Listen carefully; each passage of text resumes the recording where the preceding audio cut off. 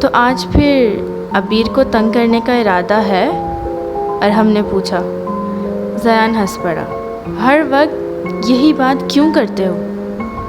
کیونکہ ہر وقت تم یہی کرتے ہو۔ زیان نے سر جھٹکا، مگر اگلے ہی لمحے اس کی نظر دور سے آتی ہوئی عبیر پر پڑی اور وہ بے اختیار مسکرا دیا۔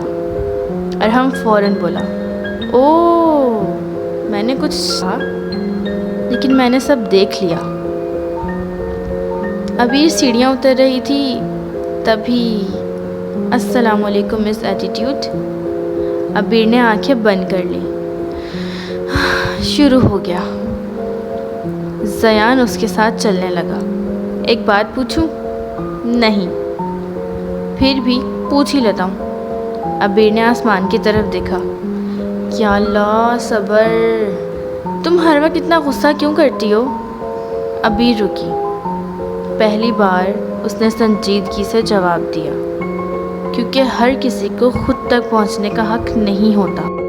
چند لمحوں کے لیے زیان خاموش ہو گیا۔ پھر اس نے آہستہ سے کہا،